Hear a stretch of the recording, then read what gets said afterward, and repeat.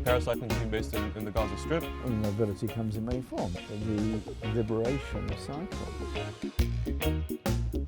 I was doing some research about you. Oh yeah. And I discovered that you grew up in Jamaica. Indeed. And that you really like Bob Marley. I love Bob Marley, yeah. That's one thing we have in common together. What a guy. What a guy indeed. Yeah. Hello, morning. Hello. So what's your favourite Bob Marley song? Oh God. Stand up for your rights. Mine is probably Redemption Song. Yeah. I was thinking we could do Redemption Song together. Okay, give it a start, go on. Yeah? See, I could actually play the backbeat of it as well. By the end of the Almighty. What does the I song love the way he says it, the way he says Almighty. It's beautiful, yeah. It's incredibly thoughtful, philosophical song. It's always given me hope that redemption is possible one day, you know? I feel like that's a really tough thing now. I mean, it's genocide, it's been happening for a year. We've gone out, we've protested, we've exercised everything that we can democratically to kind of make this change happen. The politicians, most of them aren't listening. Yeah. A lot of people my age are slowly giving up hope. What would you kind of say to them? Well, look at it. First of all, everything that's happening in Gaza is unbelievably disgusting. A lot of the people that have been protesting all around the world, including a lot of those students in the USA, have probably never given Palestine or Gaza a thought before. True. And they did come out and do something. We had 1 million people in Britain on the big demonstration to the US Embassy. Well, almost 1 million, extraordinary numbers. But the point is, I've not been doing this for a long time. I've only been doing this for like 7 or 8 years. You've been doing it for, I think it's fair to say, quite a bit longer than me. Well, you know, I'm a bit younger than you, but I've managed to squeeze it in. Yeah.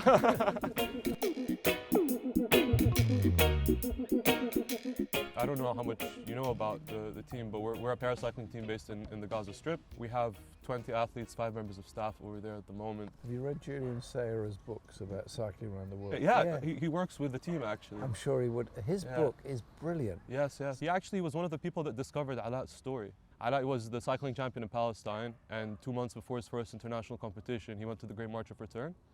And he was one of the first injuries of the Great March. When they took him to the hospital, they asked him if he'd been hit by a bomb or a bullet, because the Israelis hadn't started using the explosive ammunition before then. He was the person who discovered that bullets story. that explode when they hit the body. Yeah, exactly. And they would shatter Things the that leg, were banned after the First World War, they were called dum-dum bullets. Really? Yeah. So they were there back then as well? Yeah. Dum-dum bullets, they would enter the body and explode inside. Well, why are the Israelis using them? Kills people. I suppose. In the most brutal way. Well, all killing is brutal, but... It is, yeah. So your campaign is what, to draw attention to Palestine?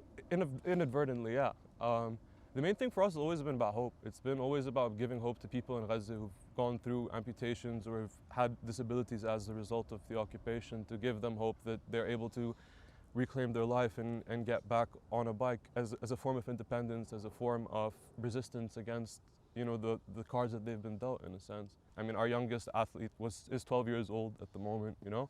I mean, I guess, where do you see the significance of giving youth those kinds of opportunities, especially for people with disabilities? If a young person, say 12, 13, is the victim of a bomb in Gaza, and as a result either loses a leg or has an amputation, hopefully they're going to live to, you know, a decent age. Are they going to spend the next 60 years immobile, or do we all have a responsibility to do what we can to give them some sense of mobility? I mean, mobility comes in many forms. It can come through, depending on the condition, it comes through a wheelchair, it can come through crutches for walking, or the liberation of cycling. And it also is the rest of us recognising that whatever their condition, they've got a contribution to make. And so that can absolutely transform their lives. Have you been in recently? Or? I tried to go. I've never been in my life, actually. So I'm from Haifa originally. Dad was born in Farah camp in the West Bank, and I was born in Jordan. So I tried to go back a year ago. I was denied entry on the threat of being a threat to public safety, security and order. And I got questioned for 24 hours and then deported. I was kicked out of my homeland by a guy called Leroy from New Jersey, who'd only been there for 3 years. The Palestinian diaspora, I mean, every country I've been to in the Middle East, you find that the work is done by Palestinians in every job, every profession. They all seem very cautious about speaking out. The issue, I think, is like from a very young age where we're given that same fear and trauma that our parents had. It becomes like an overall societal thing. I think you self-censor. And I think one thing to me with the start of the genocide and how it ramped up in the first few months is for the first time the Palestinian voice was being heard even more loudly, but it wasn't the student Palestinians or like the super young Palestinians that are, you know, in the activist spaces or doing the mobilizations and the protests. No, it was people in industry coming out to organize within their unions or to organize within their wider industry to give support to all of the initiatives that were happening.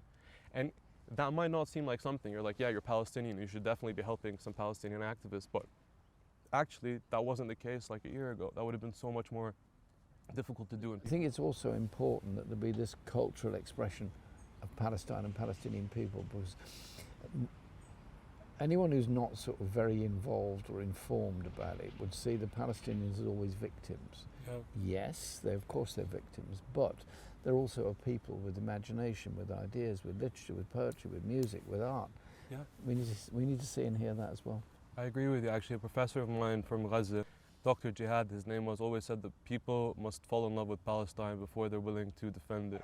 So whenever I would tell him my opinion, like, should I organize a protest, professor? He'd say, no, you should go sell falafels on campus, because that will make people love Palestine and want to come out more. And actually, I did a combination of both, and that really was what worked. Like, people started identifying with the identity. The culture is so tangible. I think that's what made me want to start the Sunbirds to a certain extent as well. I mean, like, you were talking about bikes as being a way for people to regain some kind of independence. Like, our athletes, they've distributed around $300,000 of aid to people on their bikes on one leg. You know, just having that kind of bike. That was our response to the genocide. And then on April 11th, my founder left his family behind in Gaza, and he was evacuated to go and compete internationally. And we've raised the Palestinian flag in 2 cycling World Cups. We've been to Belgium, Italy, went all the way to Kazakhstan. For a guy that's never left Gaza before in his life. You know, the thing is, when you have a guy who's been shot in the leg by the IDF 2 months before his first international cycling competition, standing in front of the world in another cycling competition, you don't have to mention Israel or the occupation or the siege. You don't have to say anything. You don't have to say anything. Like, to me, Alaa is my symbol of hope, or the Sunbirds have kind of become my symbol of hope. What's like a symbol of hope that you hold on to? To me, it's the inspiration of people that move between societies and then somehow or other not just survive but thrive, and their communities thrive. You look at others who've come in great difficulty and suffered the most appalling racism and made such an amazing contribution. They did it because that's what they believed in.